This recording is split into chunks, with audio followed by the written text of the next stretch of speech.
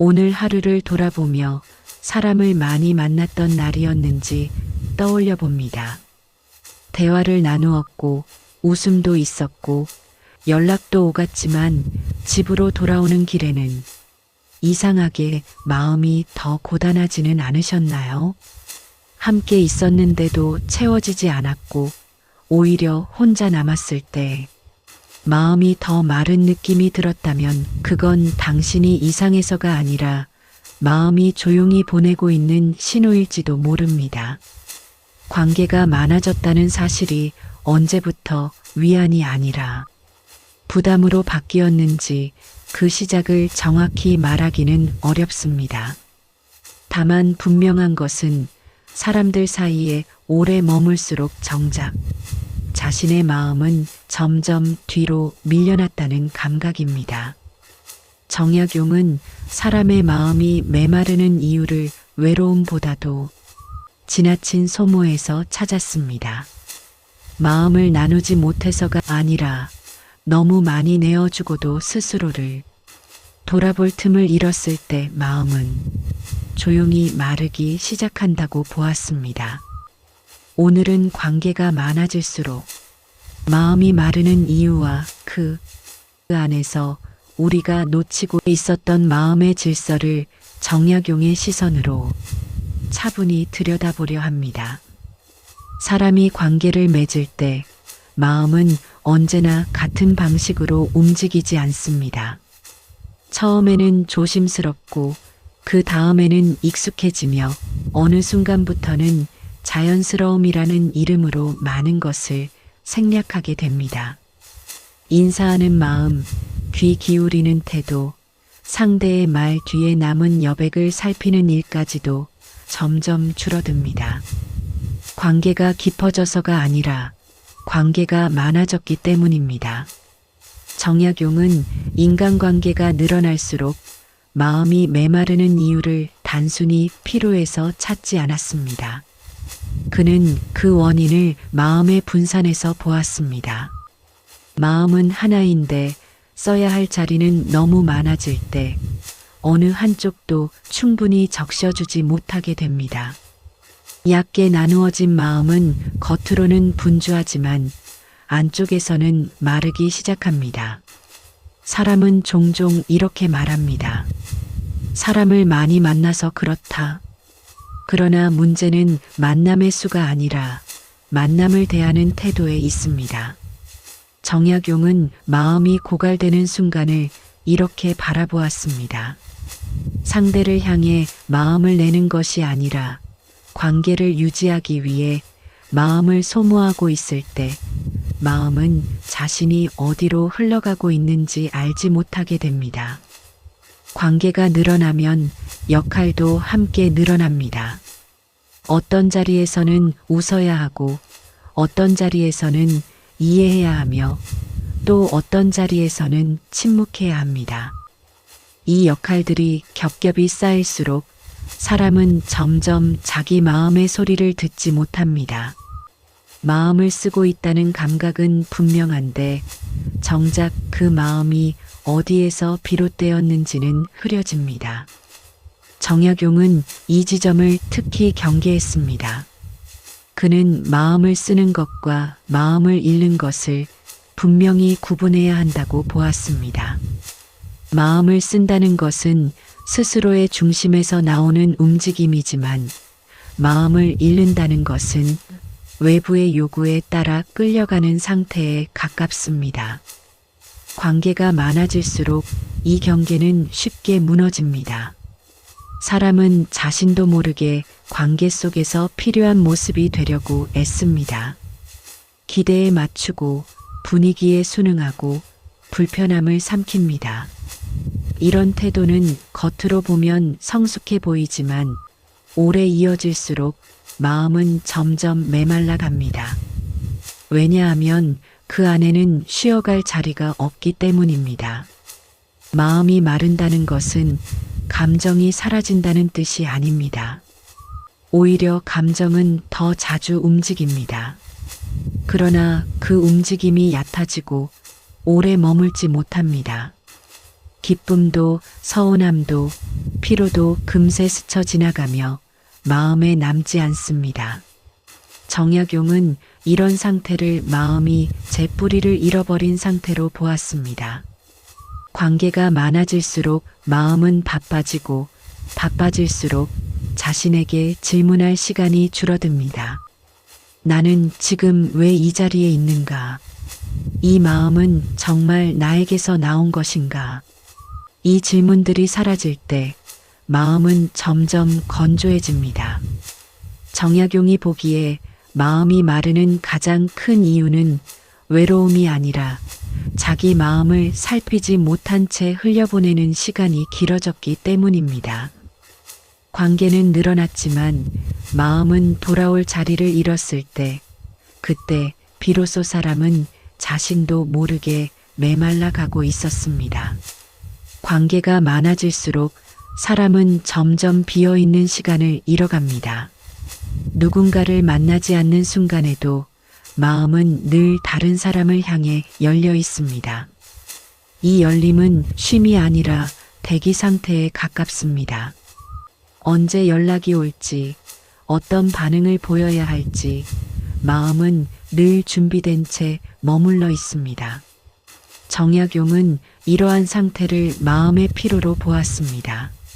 몸의 피로는 쉬면 회복되지만 마음의 피로는 알아차리지 못하면 계속 쌓이기 때문입니다. 관계 속에서 생기는 피로는 쉽게 미뤄집니다. 이 정도는 괜찮다는 생각이 반복될수록 마음은 자신의 필요를 뒤로 미룹니다. 사람은 관계를 유지하기 위해 예의를 지키지만 그 예의가 마음의 자리를 대신할 수는 없습니다.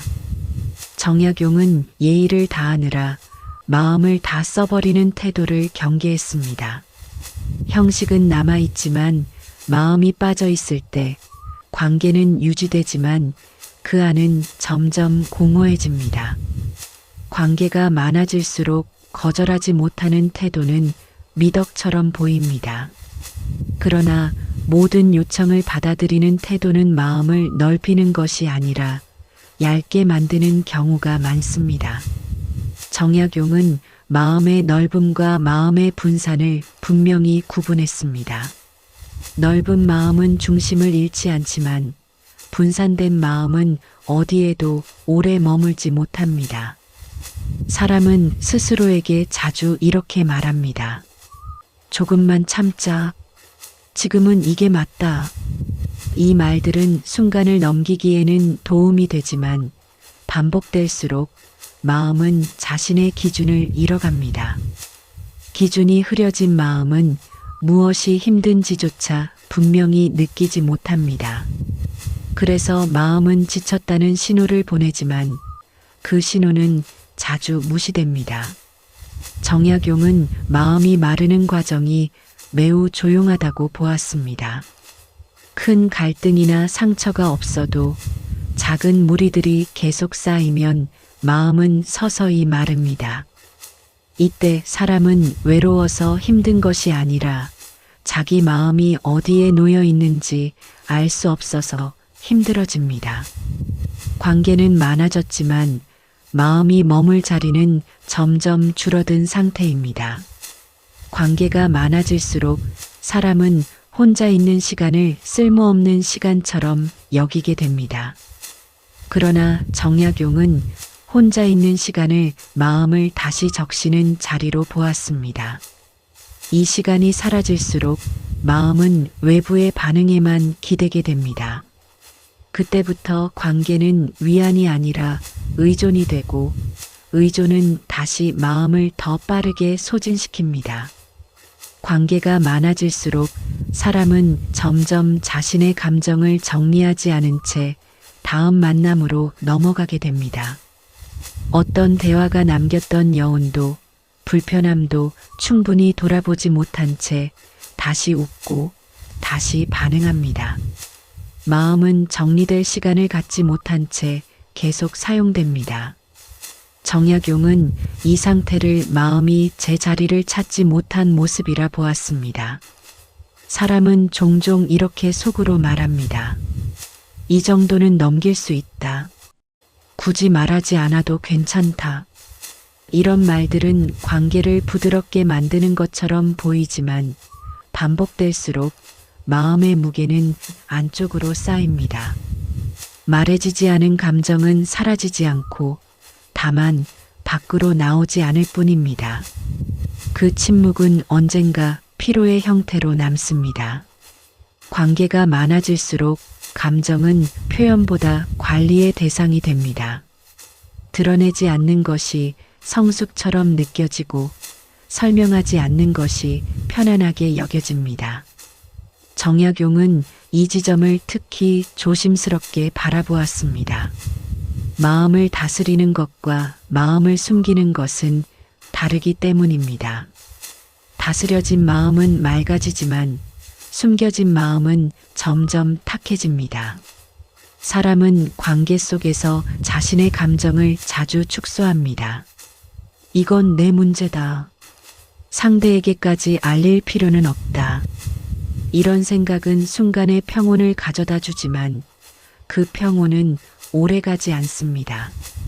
정약용이 말한 자기만의 평온은 마음을 돌본 뒤에 얻어지는 상태이지 감정을 눌러서 만들어지는 것이 아니기 때문입니다.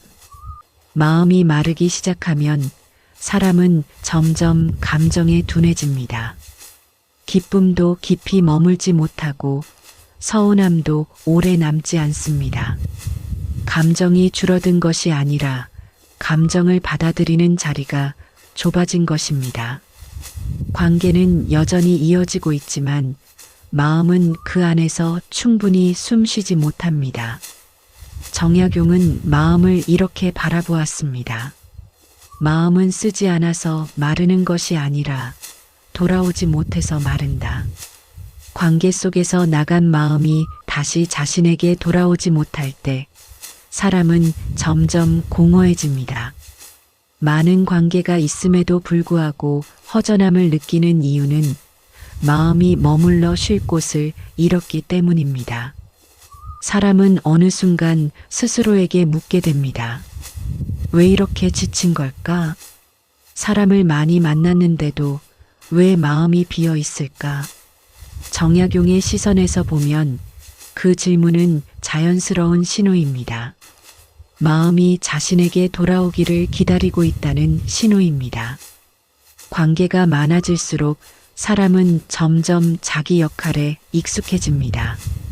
어떤 자리에서는 밝은 사람으로, 어떤 관계에서는 이해심 많은 사람으로, 또 어떤 순간에는 묵묵히 듣는 사람으로 자신을 배치합니다. 처음에는 배려였던 태도가 반복되면 어느새 습관이 되고 습관은 곧 고정된 모습이 됩니다. 정약용은 이 고정이 마음을 마르게 하는 중요한 원인이라고 보았습니다. 사람은 관계 속에서 역할을 잘 해내고 있을수록 스스로를 돌아볼 기회를 잃습니다. 오늘의 말과 표정이 정말 마음에서 나왔는지 아니면 익숙해진 반응이었는지를 묻지 않게 됩니다. 마음은 점점 느끼는 자리가 아니라 기대에 응답하는 자리로 이동합니다. 이때부터 마음은 자신을 위해 존재하기보다 관계를 유지하기 위한 도구가 됩니다. 관계가 많아질수록 침묵은 편리한 선택이 됩니다. 설명하지 않아도 된다는 안도감, 굳이 부딪히지 않아도 된다는 평온이 생깁니다. 그러나 정약용은 이 침묵이 오래 지속될 때 마음이 어떻게 변하는지를 주의 깊게 살폈습니다. 침묵은 갈등을 피하게 하지만 동시에 마음이 머물 자리를 지워버리기도 합니다. 사람은 속으로 이렇게 말합니다. 말해도 달라질 게 없다. 지금은 그냥 넘기는 게 낫다.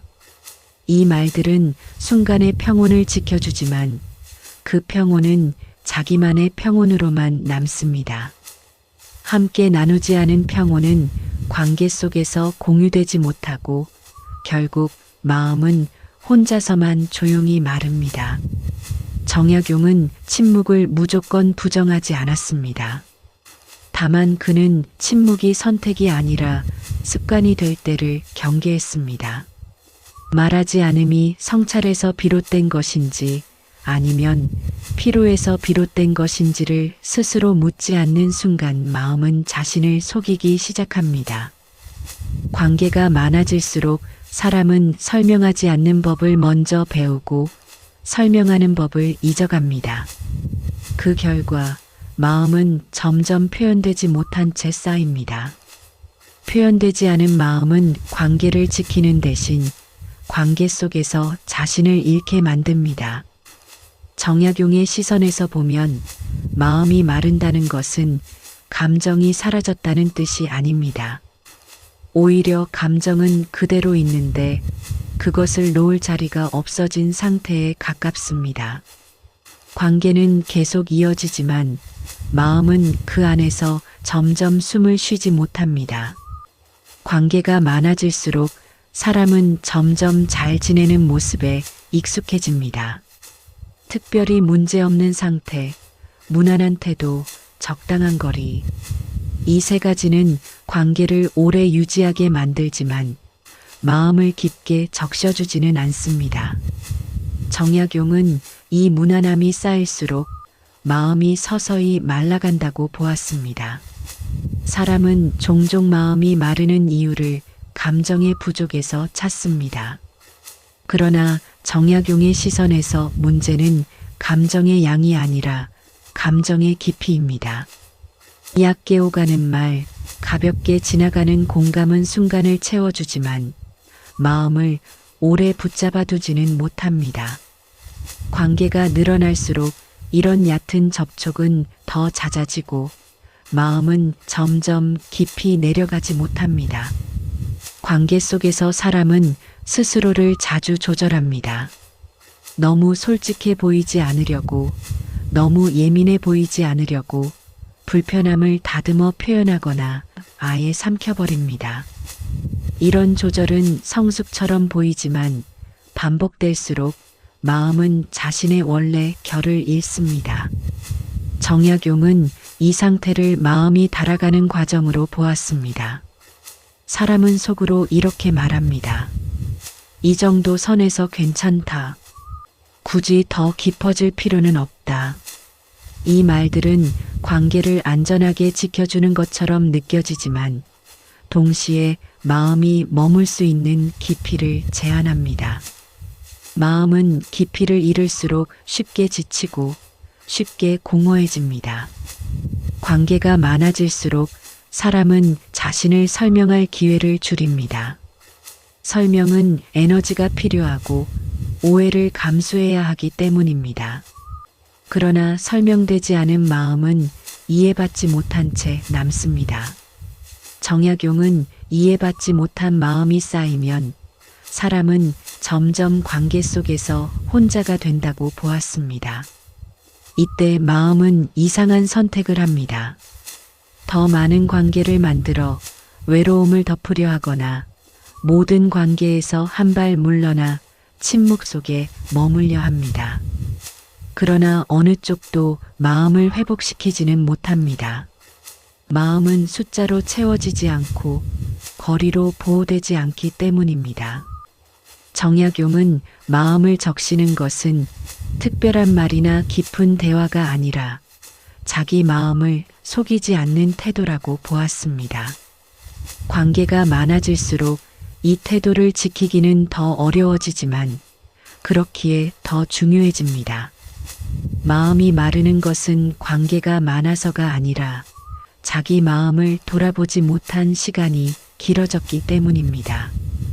관계가 많아진다는 것은 마음을 나누는 대상이 늘어난다는 뜻이지만 동시에 마음을 고르게 나누어 써야 한다는 의미이기도 합니다. 사람은 본능적으로 마음을 보호하려 하고 보호하려는 마음은 점점 얇아집니다. 깊게 쓰지 않기 위해, 오래 머물지 않기 위해, 상처받지 않기 위해 마음은 스스로를 말립니다. 그렇게 마음은 젖을 기회를 잃고 어느 순간부터 마른 상태가 익숙해집니다. 정약용은 인간관계에서 가장 경계해야 할 태도로 스스로를 소진시키는 성실함을 꼽았습니다. 모든 관계에 최선을 다하려는 마음, 모든 사람에게 같은 온도로 다가가려는 태도는 겉으로는 성숙해 보이지만 마음의 관점에서는 위험한 선택입니다. 마음은 그렇게 고르게 나뉠수록 중심을 잃습니다. 중심을 잃은 마음은 누구와 함께 있어도 쉬지 못합니다. 사람은 관계가 많아질수록 혼자 있는 시간을 줄입니다. 혼자가 되면 허전함이 더 크게 느껴질 것 같기 때문입니다. 그러나 정약용은 오히려 반대로 보았습니다. 관계 속에서 쉬지 못한 마음은 혼자 있는 시간에서야 비로소 자신의 상태를 드러낸다고 말했습니다. 마음이 마른 상태는 고요 속에서 가장 선명해집니다. 그래서 사람은 고요를 피합니다. 그러나 피한다고 해서 사라지지는 않습니다. 마음이 마른 사람은 자주 피로를 느낍니다. 특별히 힘든 일을 하지 않아도, 특별히 상처받지 않아도 이유 없이 지쳐 있습니다. 이 피로는 몸의 문제가 아니라 마음의 수분이 부족하다는 신호입니다. 감정을 억제한 시간, 설명을 생략한 순간, 괜찮은 척 넘긴 말들이 쌓여 마음은 점점 숨이 막히게 됩니다. 이때 중요한 것은 관계를 줄이는 선택이 아니라 마음을 다시 깊게 쓰는 선택입니다. 모든 관계에서 깊어질 필요는 없지만 적어도 자기 마음 앞에서는 얕아지지 않아야 합니다. 정약용은 사람이 스스로에게 조차 솔직하지 못해질 때 가장 빠르게 마음이 마른다고 보았습니다. 남에게 하지 못한 말보다 자신에게 하지 않은 말이 마음을 더 상하게 한다는 뜻입니다. 관계 속에서 마음이 마를 때 사람은 흔히 타인을 탓하거나 사회를 탓합니다. 그러나 마음의 회복은 언제나 안쪽에서 시작됩니다. 마음이 무엇을 감당하고 있는지, 무엇을 지나치게 참고 있는지, 무엇을 이미 오래 내려놓지 못했는지 살펴보는 일. 이 사유의 과정이 없으면 관계는 계속 늘어나도 마음은 회복되지 않습니다. 정약용은 인간관계를 마음을 쓰는 일로 보았습니다. 쓰인 마음은 반드시 회복되어야 하고 회복되지 않은 마음은 결국 말라버립니다. 그래서 그는 관계를 늘리는 것보다 마음을 다시 적시는 시간을 더 중요하게 여겼습니다. 그 시간은 반드시 누군가와 함께일 필요도 없고 특별한 성찰의 형태일 필요도 없습니다. 다만 마음이 더 이상 버티지 않아도 되는 자리면 충분합니다. 관계가 많아질수록 마음이 마른다는 사실은 사람에게 관계가 지나치게 많아졌다는 신호일 수도 있고 마음을 너무 오래 돌보지 않았다는 징후일 수도 있습니다. 중요한 것은 그 상태를 실패로 여기지 않는 일입니다. 마음이 마르기 시작했다는 것은 마음이 아직 살아있고 신호를 보내고 있다는 뜻이기 때문입니다.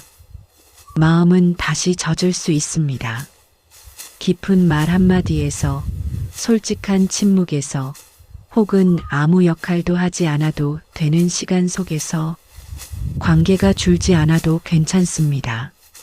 다만 마음이 다시 숨을 쉴 수 있는 여백을 허락해 주는 것, 그것이 관계 속에서 마음을 잃지 않는 가장 현실적인 방법입니다. 관계는 사람을 연결하지만 마음은 혼자서 회복됩니다. 이 둘을 혼동하지 않을 때 사람은 관계 속에서도 마르지 않을 수 있습니다. 정약용이 말한 인간관계의 지혜는 결국 여기까지였습니다. 관계를 많이 맺는 사람이 아니라 마음을 잃지 않는 사람이 되는 것. 그 선택이 쌓일수록 관계는 부담이 아니라 다시 마음을 적셔주는 흐름이 됩니다. 관계가 많아질수록 마음이 마른다는 말은 우리가 관계를 잘못 맺어왔다는 뜻은 아닙니다. 다만 그 과정에서 마음을 너무 오래 뒤로 미뤄두었다는 신호에 가깝습니다. 사람은 관계를 유지하는 데 익숙해질수록 자기 마음을 살피는 일을 점점 미루게 됩니다. 괜찮은 척하는 시간이 길어지고 설명하지 않는 침묵이 늘어나며 스스로에게 묻는 질문은 줄어듭니다. 그렇게 마음은 조용히 말라갑니다. 정약용이 인간관계를 경계한 이유도 여기에 있었습니다. 그는 사람을 멀리하라고 말하지 않았습니다. 다만 관계 속에서도 마음이 쉬지 못하는 상태를 가장 위험한 것으로 보았습니다. 마음이 회복되지 않은 채 이어지는 관계는 결국 사람을 공허하게 만들고 공허는 다시 관계에 의존하게 만듭니다. 이 반복 속에서 마음은 점점 더 얕아지고 자신이 무엇을 느끼는지조차 알기 어려워집니다. 관계를 줄이지 않아도 괜찮습니다. 모든 사람과 깊어질 필요도 없습니다. 대신 마음을 다시 깊게 쓰는 시간을 허락해 주어야 합니다. 오늘 하루 동안 마음이 어디에서 가장 많이 마모되었는지, 어떤 순간에 스스로를 가장 많이 참고 넘겼는지, 그 정도만 돌아봐도 충분합니다. 마음은 이해받기보다 먼저 인식될 때 회복되기 시작합니다. 혹시 요즘 사람들 속에 있어도 유난히 피곤하게 느껴진다면 그것은 관계가 문제라기보다 마음이 오래 쉬지 못했다는 신호일 수 있습니다. 그 신호를 무시하지 않는 것, 그 자체가 이미 마음을 돌보는 시작입니다. 마음이 마른 상태를 인정하는 순간 마음은 더 이상 혼자 버티지 않아도 됩니다. 오늘 이 시간이 관계를 다시 생각하게 만들었다면 누군가를 떠올리기보다 먼저 자신의 마음을 떠올려 보셔도 괜찮겠습니다. 마음이 다시 젖을 수 있는 자리는 언제나 너무 멀리 있지 않습니다. 다만 그 자리를 향해 잠시 멈춰설 용기가 필요할 뿐입니다. 지금 이 순간 마음이 조금이라도 가벼워졌다면 그것으로 충분합니다. 오늘 하루도 수고 많으셨습니다. 끝까지 함께 하신 분들 복 많이 받으세요. 내용이 좋으셨다면 구독과 좋아요 부탁드립니다. 감사합니다.